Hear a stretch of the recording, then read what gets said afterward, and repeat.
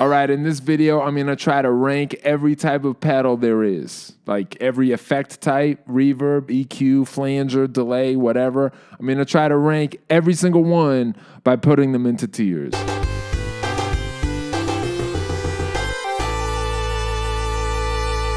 All right, the first thing we gotta do is talk about how I set up my tiers. All of this is gonna be based on what the pedals mean to me. I don't believe there's any other way to do this. I think how you make something sound, that's the final reality, but I'm not you, I'm me. So this is just gonna be about how I like to do the effects or how I don't like to do them. That's number one. Number two is let's go through the tiers. Low tier is effects that I just don't really like. These are the ones I just never really use. And when we get to them, I'll explain what my issue is.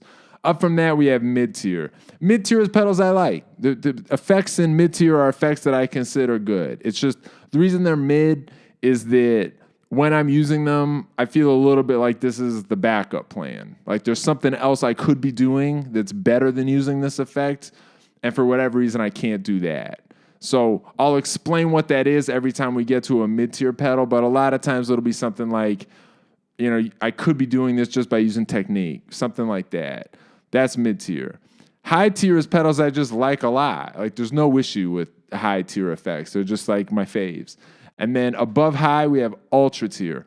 Ultra-tier is effects I like so much that I feel like they're part of my signature sound. Like effects in ultra tier are ones where I feel like when I use them, I'm like doing what I do best. They like mean something to me, and like when my larger project as a musician. That's ultra tier. Ultra tier effects are rare, but there are more than one. And then the order that I talk about this in the video, like what the effect order is, it's just a random order I made up that I thought would make the YouTube video more interesting. Except I'll tell you this. The lowest of the low tier, like the type of effect that I hate the most, that's the last one in the video, just to build suspense. Okay, and then the other thing I gotta say is that if you've seen some of my other tier videos where I'm talking about like one brand at a time, like every Boss pedal ranked or every Fairfield Circuitry pedal ranked, in those, if a pedal is ever been on a record I've made or been on a pedal board I put together, then it's automatically high tier. That's not gonna work for this because I like most of the effects in the world. Everything has been on a record I've done or a pedal board I've made except the pedals in low tier. Low tier is the shit that I really don't like. So low tier is stuff that I don't use it really ever, really. But even mid-tier, that's stuff I put on records and stuff I put on pedal boards. All right, let's go. First, we're gonna talk about reverb. I like reverb. I think reverb is cool. I'm putting reverb in the high tier. And then the other thing is that each tier itself is gonna be ranked. So like the further to the left you are, the higher you are in the tier. I'm gonna put reverb towards the high end of high tier. I like reverb a lot. Anytime I'm recording, I like to use reverb to make it stereo. Like I use reverb as a thickening stereo agent on almost everything I record. I think the right reverb is a secret weapon to make anything sound more real. You know, I think like putting something in a reverb space is a crucial part of making recorded music sound the way it's supposed to. And then not using it, that can be a choice too. But I feel like that only works because it's not doing the normal good thing, and the normal good thing is reverb. So I'm putting it high, and then the reason I'm putting it especially high is that there's a lot of different reverbs I like, and picking which one I use is like part of the fun, right? Like the room sound in the Boss RV6, that's a go-to for like hard rock guitar tones. The Vongon Ultrasheer, that's my go-to for like synthesizer keyboard sounds. The Strymon NightSky, that's my go-to for like clean guitar. The Alexander Space Force, that's my go-to for something different that's interesting and fun. But it's like me having a lot of different reverbs is part of the fun of it, and that's also part of why I put reverb high. All right, that's reverb. Next we have EQ and filter. I'm putting this mid-tier, and that's because there's like that Jimmy Page quote, you know, EQ is for people who don't know how to set microphones. I'm not that good at setting microphones either, but I agree with the basic gist of what he's saying, which is that I feel like EQ is mostly a correction.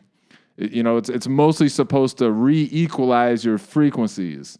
But what if you could just get the frequencies right in the first place? You know what I mean? I feel like picking the right guitar and the right pickup and the right amp, it's very possible to make those choices in a way where you don't really need to EQ later. So I respect EQ, and there are things you can do with it, but I feel like I mostly use it because I didn't get it right the first time. That's how I feel about EQ. There are cool sounds you can get. There are sort of like very lo-fi bandwidth effects you can get with EQ. I respect those.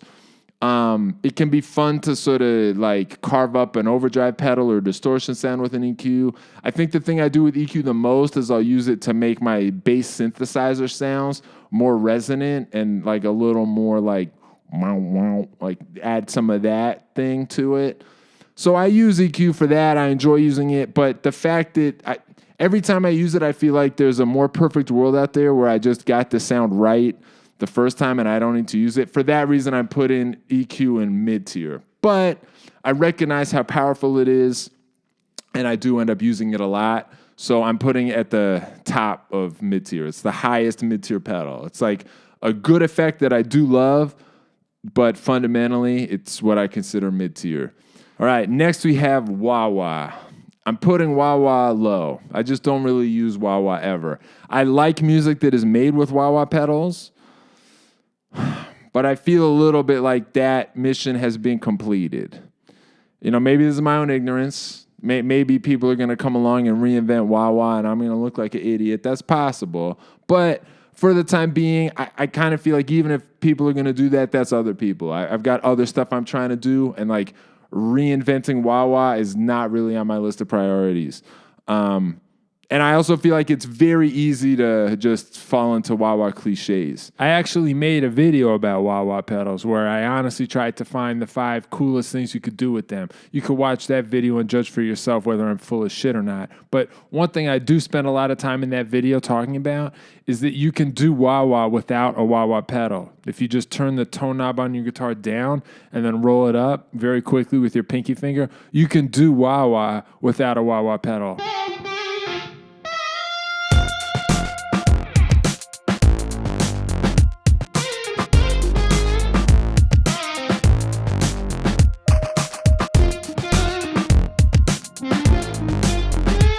So the fact that you don't even need a wah-wah pedal to do wah-wah is part of why I put it low tier. Next, we're going to do the first ultra effect, and that is amp modelers, like pedals that are just replacing your amp. I put this ultra because I use the Strymon Iridium all the time. Almost every single YouTube video I've ever made where I'm talking about pedals or effects, the Strymon Iridium has been my amp.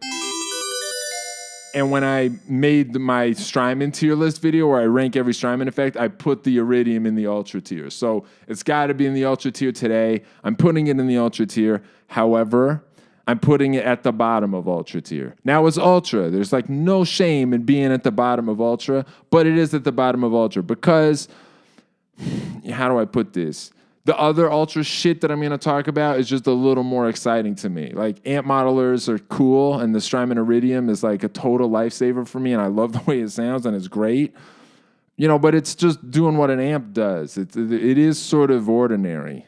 I mean, it's extraordinary that they were able to make it and put it in a pedal. That's sort of the opposite of ordinary in that sense, but it's still just an amp. You know what I mean?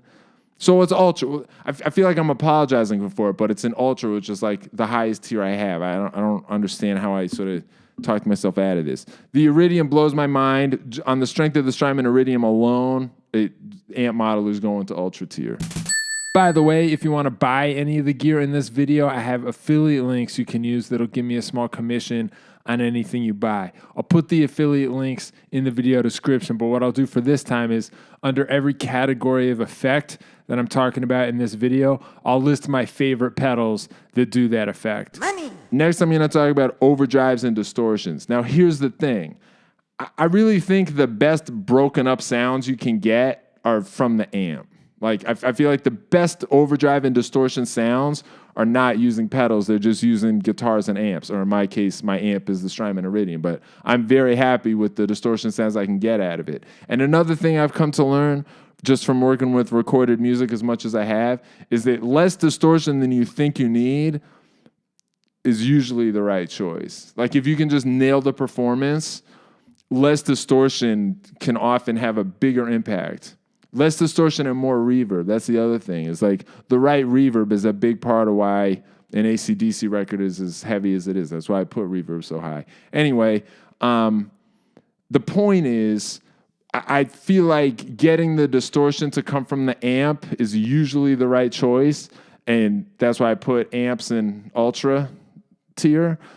But that makes overdrives and distortion pedals a little bit not my go-tos.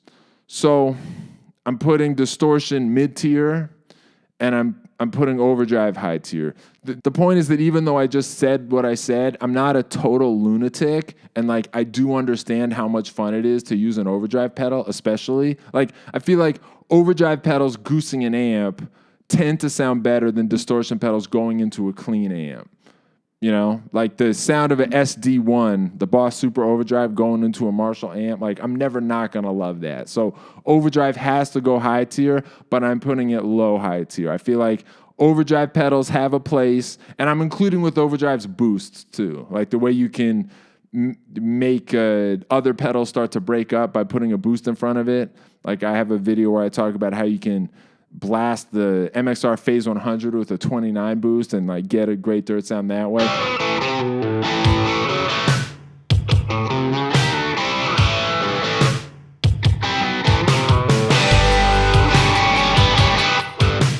I'm including boosts like that with overdrive. So that type of effect, overdrives and boosts, I'm putting it high tier, but it's lowish high tier. I still feel like the amp is the thing, but I can't deny how cool overdrive pedals are. So they go low high tier. Distortion pedals, I'm going to put mid tier. I just feel like distortion pedals, and the way I'm thinking about distortion pedals is that it's like meant to go into a clean amp. Like an overdrive pedal is meant to work with the dirt your amp is already producing. I'm calling a distortion pedal something where it just goes into a clean amp and the distortion pedal is giving you all of your dirt. There are distortion pedals that I love. Let me just say that again. The effects that are in mid-tier, there are pedals that I love that are mid-tier effect type pedals. I love them. I love the 5150 distortion. I love it. Is it the best possible dirt sound? You know, not always. So I'm putting it mid-tier, but it's high mid-tier. One possible exception to this is Fuzz. I feel like Fuzz has a weirdness and a character that is separate from like overdrive distortion amp world. Like overdrive pedals and distortion pedals are like still kind of trying to do some version of what amps do, or they're trying to make your amp sound better than it does. That's not how I think of a fuzz. I think of a fuzz as like a separate character of distortion that's weirder and sputterier and has like its own sort of peculiarity, which I like. So for that reason, I'm putting Fuzz in high tier. And I'm including also with Fuzz, I'm including in that like phase locked loop stuff.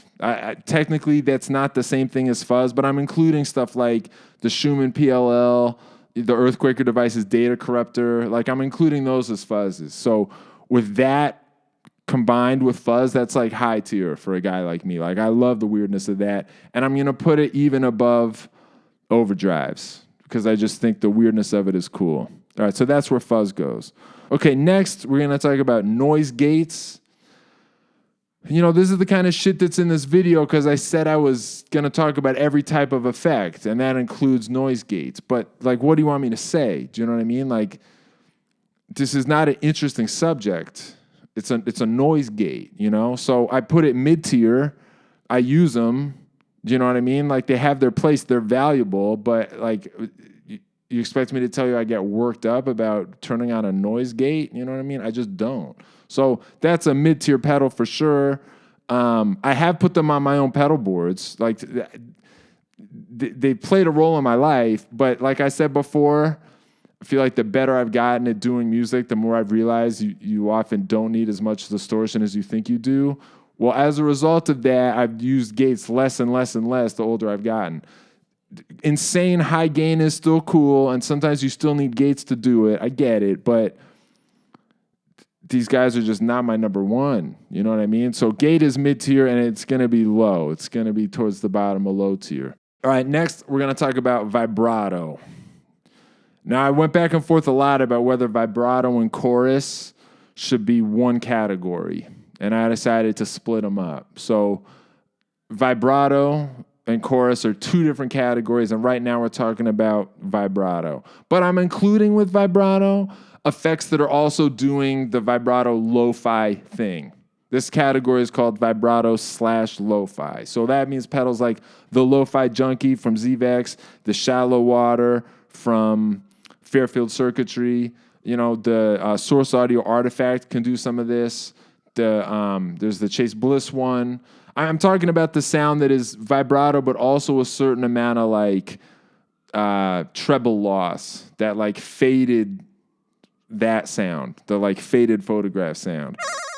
That's what I think as being like the essential vibrato thing. But I guess I'm including non-lo-fi vibrato in this effect category too. My worry about this video is that it's just going to get bogged down in like how I had to define the effect categories. Do you know what I mean? Like, are vibrato and chorus the same thing? Are flanger and chorus the same thing? Like, this was like agonizing for me to have to prepare for. And I'm very concerned that the video is just like me explaining the meaning of the tiers, me explaining the meaning of the effects, but you know, we just got to power through. So as a result of my probably highly dysfunctional preparation process, we now have to deal with an effects category called vibrato/lo-fi, which I love. I love the sound of those lo-fi effects I was just talking about. The Lo-Fi Junkie from ZVEX, that's like an all-time personal favorite pedal of mine. So I put lo-fi high, and I put it towards the high end of high. You know, it's high tier. I love it a lot. That kind of like sad, glitchy, this thing is sort of like a damaged memory. I love that sound. It's like very nostalgic. It gets me every time. So I'm putting it high tier. All right. Next, we got tuner. This is like the sequel to gate. It's like, what the fuck do you expect me to say about this? Like, obviously, tuner pedals are a big part of our life, so I got to talk about them in this video. But, like, where do you think I'm going to put it? This is mid-tier, and it's at the bottom of mid-tier. Like, it's not fun to, like, tune. That's just some shit we got to do. You know what I mean? Like, I'll put it this way. Like, the reason ultra tier exists is because like those are pedals that I feel like I'm like doing some personal artistic thing with. They're like helping me sort of like complete my vision. You know, like the artistic project is like a crucial part of what makes ultra. And like using a tuner is the opposite of that. Like obviously I want my shit to be in tune, so I got to use tuners. But like I don't ever think like, oh yeah, using this tuner, that's like gonna make this album sound like I made it. You know what I mean? So tuner is mid-tier because obviously I use them, but it's the bottom of mid-tier.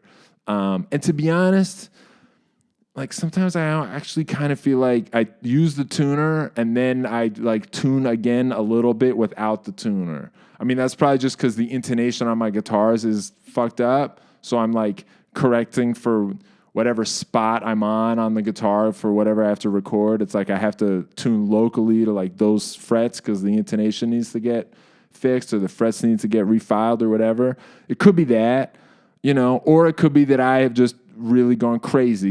But like I've noticed I spend time tuning after I use the tuner to make it sound more right to me. And like I would never tell like kids to do that. That's like probably bad advice. That's like adults only. You know what I mean? You should trust the tuner. But sometimes I'm like, do I really trust the tuner? So that's the way I would talk about a pedal that is at the bottom of mid-tier. All right, let's keep going. Next, I have delay. Delay is high tier. We all love delay, you know? Obviously, it's like a high tier candidate. I'm putting it in the middle of high tier. The truth is, I feel like you should only use delay because the rhythm of the effect is like part of the riff you're playing. Like, I think delay gets misused. Like, I don't like it when I hear someone playing a solo and they just have some like quarter note or eighth note delay that's back there and it just is like filling up the gap between their notes and it's just like, oh, we put delay on a solo. I don't like that. I think that's useless. Like, I think the gaps in your solos should be gaps and they should be silent. And then when you're playing, you should just be playing what you're playing. And there's like no need to clog up any of that with like repeats of shit you played before. You know what I mean? Like, I think delay gets misused as just like, we'll just throw it on and have it be back there. I don't think anything should be back there. You know, but there's no reason for me to punish delay just because I think some people do it wrong. So delay is high tier. You know, the truth is that I think the best way to use delay is as like a rhythmic effect as part of the rhythm of the riff, you know, like a U2 song or something. And I've got some of those.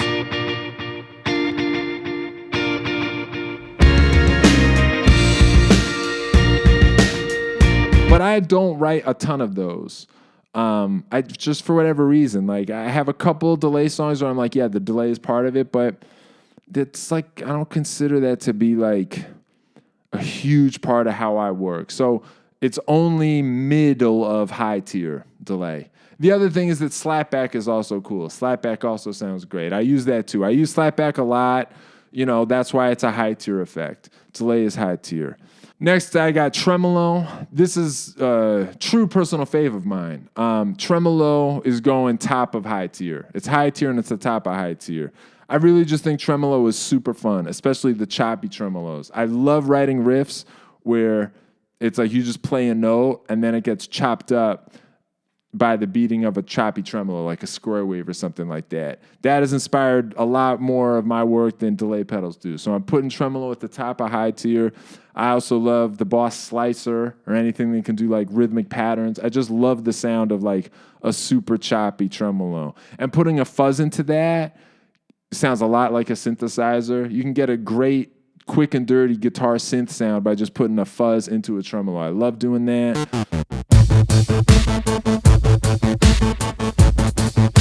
I love chopping up reverb with tremolo. Like, these are just things I love doing. So tremolo goes at the top of high tier. Next, I have AUTOSWELL. You know, these are effects that will like, you know, make it sound like you're doing a volume swell on the beginning of every one of your notes.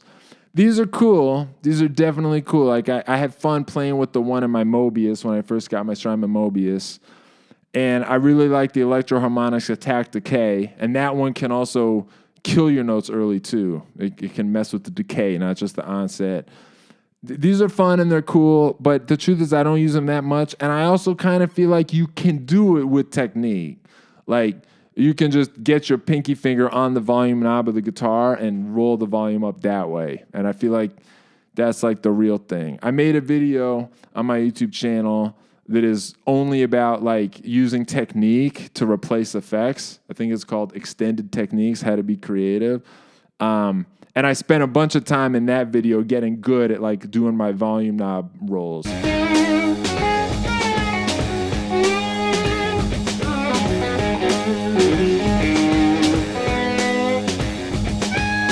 And it's hard, but you can do it with technique. So for that reason, I feel like AUTOSWELL is mid-tier. You know what I mean? That's what I was saying before about how mid-tier effects are like the backup plan, you know?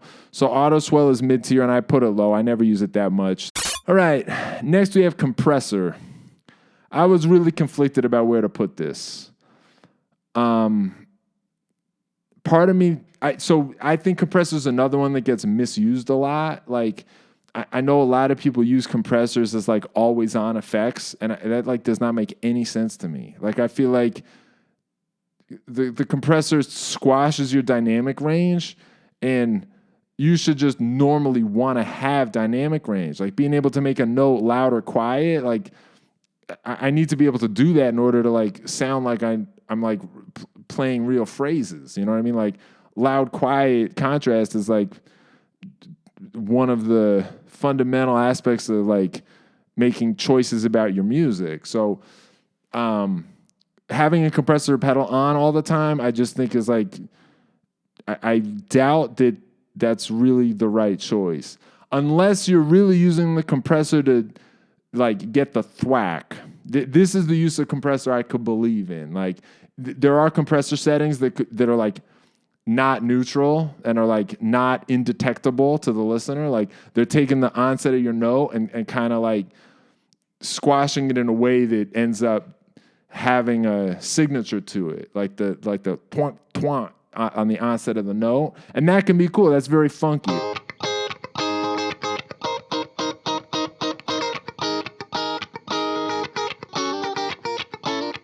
I'll put a compressor on my board just for the times I need to do that.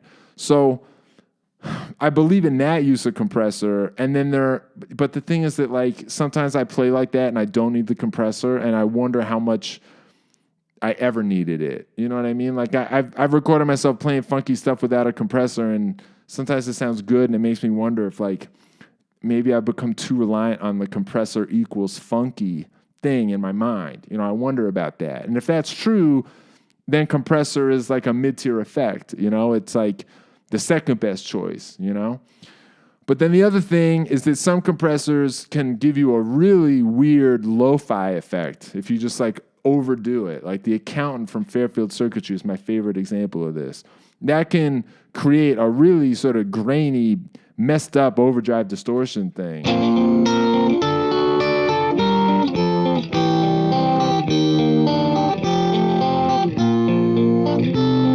So on the strength of that, I'm going to put it high tier. It makes it to high tier. But I don't use either of those effects a lot. They're both very specific that like when I need them, they're exactly what I need, but I don't use them every single day. So compressor makes it to high tier, but it's at the bottom of high tier. Next, I want to talk about pitch shifters and harmonizers. I'm considering that one category. Pitch shifters and harmonizers. I love these. This is ultra tier. These are a big part of my world. I have a whole video about pitch shifters called Pitch Shifters How to Be Creative. Like every pro tip in that video is like stuff that I need to live. You know what I mean? If you've heard my music before, you've like spent time on my YouTube channel, I think this is probably very obvious that like the weirdness and the glitchiness of harmonizers and pitch shifters is like a gold mine for me. Like that is like what I crave at all times. And then even if you use them more conventionally, I like those sounds too. You know, like the octave effect in the MXR Blue Box, you know, or like the Earthquaker Devices Bit Commander. I would consider that a pitch shifter. That's one of my all-time favorite pedals. It's like an octave fuzz kind of. But it's doing octave shit, so it's in this category, and like these are just the sounds that I think are the best sounds. So pitch shifters and harmonizers go ultra tier, and I'm putting them above amp modelers just because I think they're sexier than amp modelers.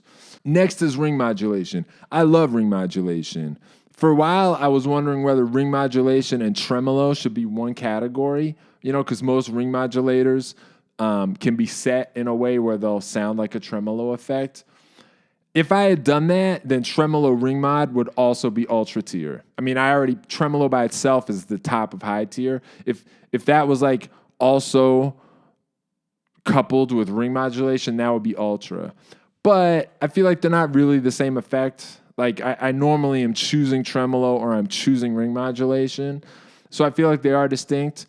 And as much as I love ring modulation, you know, it is best in small doses, you know. I like to use it somewhere on like every album I make, but it's usually once, you know. So it's high tier, but it's a little further down in high tier. Next, we got phasers, flangers, chorus, all of this. These are effects I like, but I feel like they have wah-wah-itis a little bit, you know, and that they've been used so much. I like recorded music that has flangers on it, you know what I mean? I love Unchained by Van Halen. I'm not an asshole. Like, I know that song is amazing, right? But I also kind of feel like what's really left, you know what I mean? And then the other thing is like, I gotta find a difference between phasers and flangers and choruses and then like rank them differently. Like this is just the most bullshit part of this whole video is like me trying to find a difference in phasing and flanging and chorus. But that's what we said we were gonna do, so I'm gonna do it. So here's how I do it. I like these effects, but they're mid-tier effects. I mean, I said they have like they're sort of like the wah-wah thing, but I still do use them and I still do like them, and I don't feel like they're quite as instantly cliche as wah-wah is. So I put them mid-tier instead of low. They're in the game, but they're like the middle of mid-tier. Like that's what these effects are to me. And so the way I'm separating them is chorus is its own thing. You know, the way I will sometimes use chorus is to create a stereo effect, like very subtle chorus just to get some stereo dimension there. But the truth is that I'd rather just do that with a reverb. Sometimes I'll do it with a chorused reverb, like the NightSky pedal can do that, and that can be cool. The Alexander Space Force can do some like reverb modulation. I like that style of chorusing. And if I'm going to use a delay, I like to get some modulation on the delays, and that'll introduce chorusing. But it's rare that I'm just like, no. We need to put chorus on this as its own effect. Usually, if I want to do that, what I really want to do is vibrato and have it also take the treble hit and have it be that sound. I love that. Maybe that's a cliche too, but I am nowhere near being over that. Chorus to me is like I don't know. I don't use it on its own that much. So I like the sound of it, but I'm not putting it on my records a lot. So chorus is the lowest of these three. Flanger is cool. I put it above chorus. And then I'm going to put phaser the highest of these three. They're like, I'm going to clump them all together in the middle of mid-tier. That's like the cop-out position. Like, it's just little tricks of the trade. The middle of mid-tier and any tier video, that's like the cop-out place. Like, that's where the guy just didn't know what to do, so he put it in the middle of mid-tier, and I'm doing that now. Yeah, okay, I put phaser as my favorite of these three. Phasers can break up in a way that I like having a phaser produce a little bit of dirt. I think that sounds cool. I don't know why, but like to me, that's a phaser thing. I'm also including vibe with phase, like vibe pedals and phase. That's like one effect category. And vibe effects also are known to, I think part of the vibe sound is that they're like supposed to break up a little bit. My favorite broken up phaser is the Phase 100. I talked about that before. I just love that sound. I also think phasers can be cool for solos, especially if you find a setting that's a little subtle and you're not like hearing the sweep of the modulation. Instead, it's just this kind of like notchy weirdness.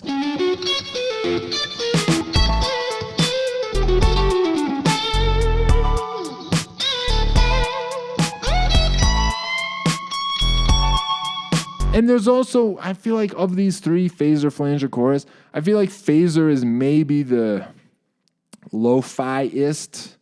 And so it appeals to me for that reason. I mean, I probably have like too much of an appetite for lo-fi bullshit. That's like probably my fixation. But to me, phaser has that. Like there's a lot of phaser on the Discovery album by Daft Punk. There's like phaser all over that record. And to me, maybe it's just because of like an association I have with that record and that time. But there's something about phasers that are like the like deprecated nostalgic choice. Whereas like chorus and flanger are the more sort of like corny, obvious nostalgic choice. I mean, that's like a really fine distinction. I don't know if anyone's coming with me on that, but since I have to come up with some reason to decide whether I like phaser more than flanger or whatever, I'm saying I like phaser more, and that's why. All right, next we're going to talk about Bit Crush. And I put Bit Crush at the top of Ultra Tier. This is my favorite thing. This is the like my most favorite of my most favorites. But I'm not just talking about Bit Crush. I'm also talking about sample rate reduction and aliasing. But I'm not even talking about that. I'm also including with this effects that are doing something with the fact that they're converting your signal to digital. Like bit crushing and sample rate reduction as an effect. That's like bad digital conversion, and I love that effect. But there are other effects that are also sort of doing bad digital conversion that don't exactly sound like bit crushers. I'm including in this like Velocity by Chase Bliss. I wouldn't call that a bit crusher, but it is sort of fundamentally relying on the fact that this is the sound of digital conversion gone awry. So that's like the effects category we're talking about here, like stuff that is mangling your signal with digitalness. Like the digital bullshit effects or like the digital violence to your sound effects. That's the category we're talking about, and I put that at the top of ultra tier. So this means like bit crushers, but also the lossy from Chase Bliss, also the syntax error from Alexander pedals. The syntax error from Alexander pedals might be my single favorite pedal of all time. That's a good example of a pedal that can do many different things: pitch shifting, a trashy digital reverb, you know, some like glitchy, stuttering tremolo things. But all the things it's doing rely on the fact that it's digital and it's converting your signal to digital. And so that's the style of effect we're talking about, and that's my one true love. That's at ultra tier, at the top of ultra tier. Next, we're going to talk about synth pedals. This is stuff like the SY1 from Boss, or like the Electro Harmonics pedals that will imitate well-known synthesizers, and it'll like make your guitar sound like it's a synthesizer. They also make one that does organs, or they make one that makes your guitar sound like a Mellotron. Like those pedals, the pedals where it's like we take your guitar note and we replace it with the sound of a synthesizer. That's what I'm calling synth pedals. I'm putting that low tier, believe it or not. I'm putting it low. Even though I like synthesizers and I like weird bullshit, there's a specific type of pedal I don't really like, and it's this. And the complaint I have is that a lot of these are basically set up so that you're like choosing your preset. Like the Boss SY1 is kind of like that. It's just like choose the preset. And the electroharmonic ones are also like that. It's like you can sound like a Mellotron, but that's it. You just like choose the Mellotron setting and then you're there. You can't really sculpt or create your own synth thing. And I don't really like that. I don't like pedals where you're just sort of picking the preset. There are cool sounds in the Boss SY1. And even the like Mellotron bullshit, there's cool sounds if you run other effects into that. So it's not the bottom of low tier for me, but it is low tier. There's one problem here though, which is that the Source Audio C4 pedal, I love that pedal. That's like a all-timer for me. That there's ways to play that, and there's things you can force it to do by like inducing tracking errors that are like ultra tier important. Like the C4 synth, I've recorded some solos with that like I consider personally to be like part of my legacy. Like I think it's some of the best work I've ever done has been like solos I've recorded with the C4 synth.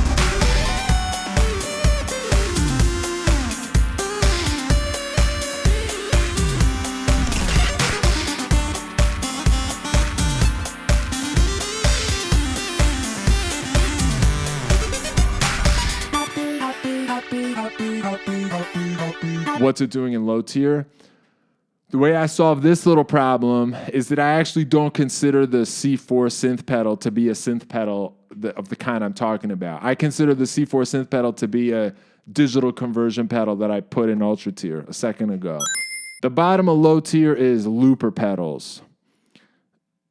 I just never use these. I literally never use them. And the kind of pedal here that I'm talking about is like you play something and then you like step on the loop and then it just loops what you played, and then you like overdub yourself on that, and then you like overdub yourself on that. I never do that. Like if I'm recording and I'm making overdubs, then I'm just recording and making overdubs. I never bring a looper pedal. I don't do the kind of gigs where you like build the song from the loop. That's a cool thing that people are good at doing. Like I'm not saying I think it's dumb. I just don't do it. Like I don't play those gigs where I'm like the guy at the restaurant who like builds the song out of loops. Like I don't do that. So I'm putting loopers at the bottom of low tier. Now let me say there are some effects that use similar technology and then like mess it up and glitch it out. Like many of the Chase Bliss pedals have some capacity to do like looping plus. And I'm cool with that. Like the Maude can sort of do it, Onward can sort of do it, the Chase Bliss Habit can do it, and then you've got stuff like the hologram, the hologram. What's the pedal I'm trying to think of? The Microcosm, that pedal that can do it. But I don't consider those loopers. I consider those to be like digital conversion pedals that are like glitching out your material and taking advantage of the fact that now it's been digitized and we can totally mangle it. Those kinds of effects are ultra for me. And I'll also say that like the Chase Bliss pedals where like one side is the looper and the other side is like the extra weird shit, I rarely use the looper side. Like I have a Maude and I use the Maude all the time. I made a whole video about the Maude, and all of the pro tips in my Maude video are the left side of the pedal only. I don't really use the looping side of these. So that's why it's the bottom of low tier. Okay, that's my video. I hope you enjoyed watching this.